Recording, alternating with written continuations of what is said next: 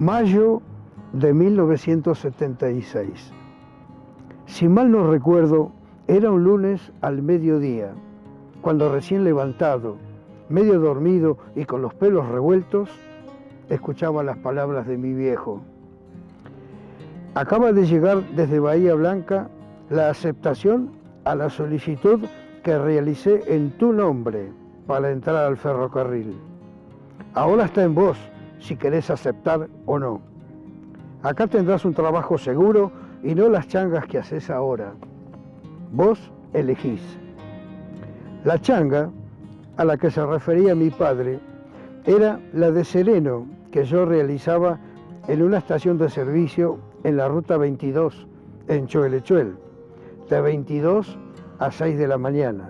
De ahí el hecho de levantarme al mediodía. Mi papá, maquinista ferroviario de oficio y ferroviario de corazón, intentaba orientar mi vida apuntando a un futuro de trabajo estable, ya que el nene no quiso seguir estudiando.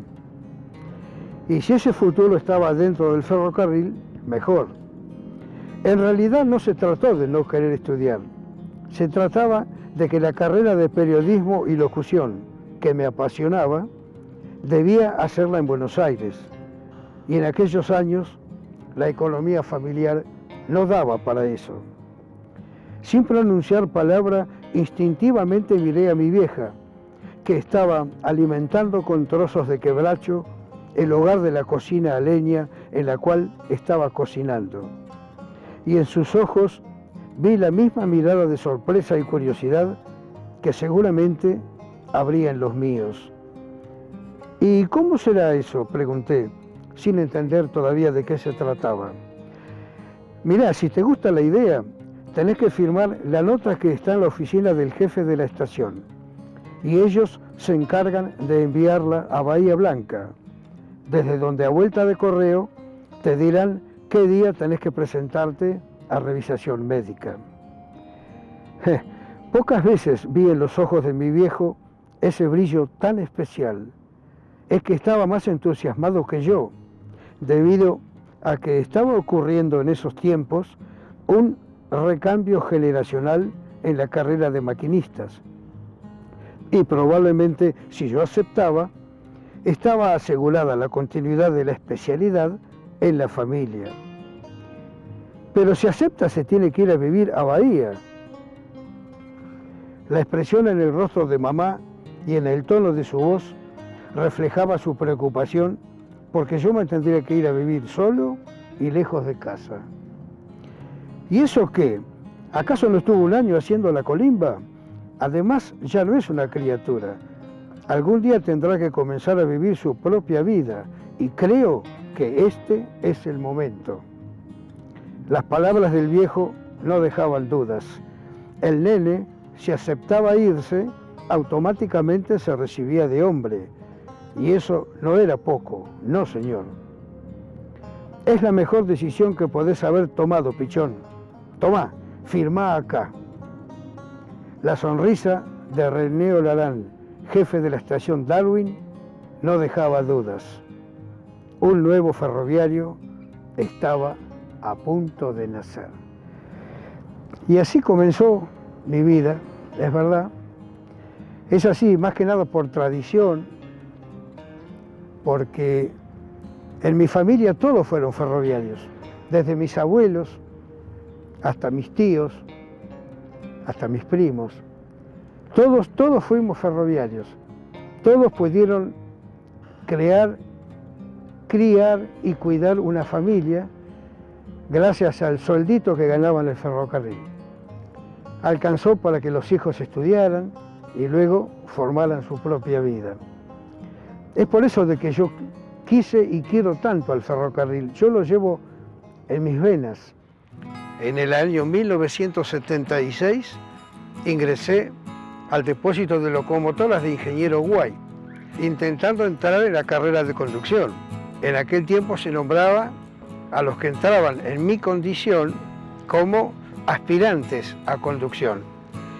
Pero claro, éramos absorbidos por los depósitos de locomotoras a donde íbamos a trabajar como de peones. Es por eso de que cuando se dice yo arranqué de abajo, es cierto, es verdad. Porque yo arranqué fregando pisos, rasqueteando fosas, ayudándole a los mecánicos a cambiar los filtros en paralelo de aceite de estas locomotoras que estaban adentro. En fin, todo tipo de tareas de peón que yo lo hice durante 4 años y luego de unos años de estar trabajando como ayudante de conductor, tuve la suerte de que me enviaran a estudiarla, porque para ser conductor o maquinista, como se decía antes, había que estudiar la locomotora diésel. Me recibí y en el año 86 comencé a trabajar como conductor. Formábamos una gran familia porque viajábamos mucho, estábamos casi medio mes fuera de nuestra casa y compartíamos muchas horas, mucho tiempo entre nosotros, los compañeros de trabajo.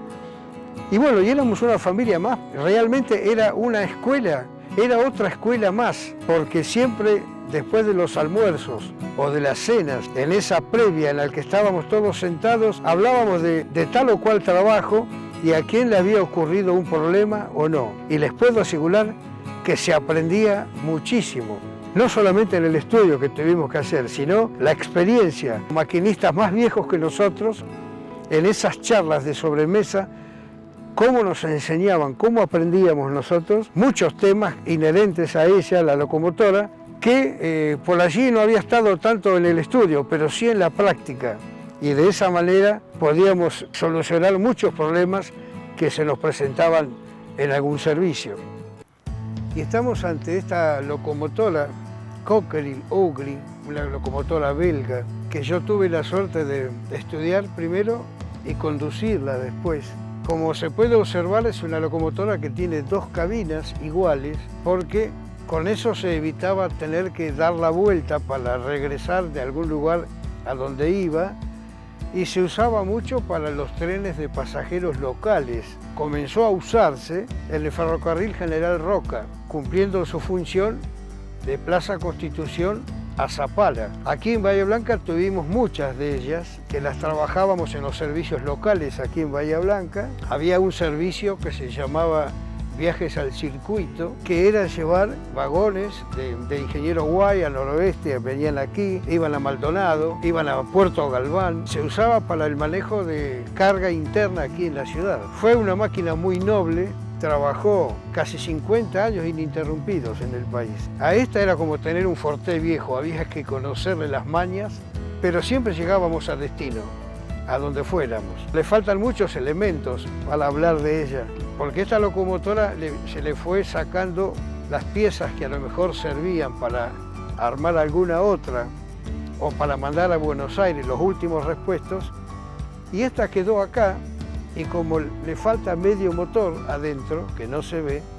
digamos que decidieron abandonarla por completo y quedó aquí. Y aquí hubo un grupo de personas del barrio, trabajando, muchas mujeres que se pusieron al hombro el trabajo de restaurarla, de pintarla toda. Había quedado hermosa la locomotora y ya teníamos también apalabrado a una empresa de parabrisas que nos iba a donar los vidrios para poder cerrarla y para poder dejarla más o menos como era y ponerla en valor.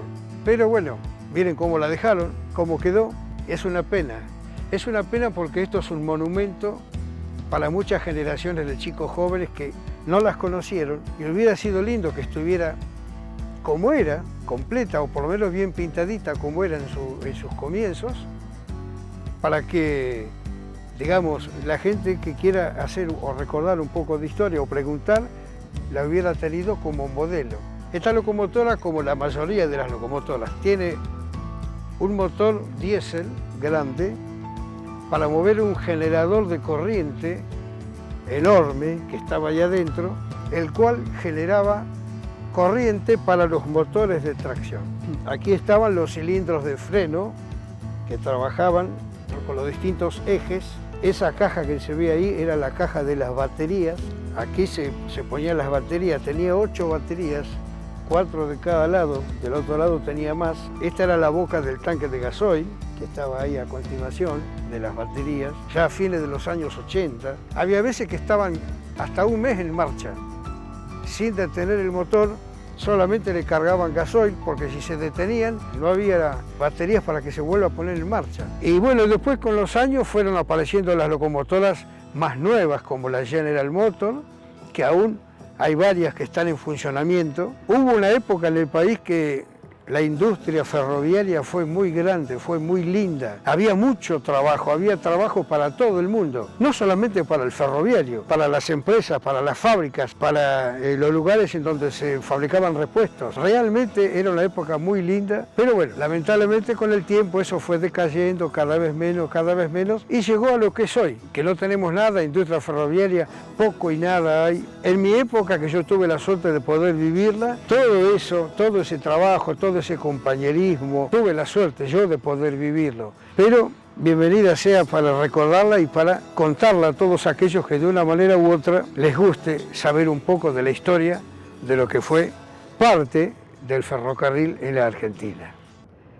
Hasta el último día de mi vida me voy a acordar de mi trabajo en el ferrocarril, que para mí, como para la profesión de muchas personas, en mi caso fue lo mejor que me pudo haber pasado en la vida.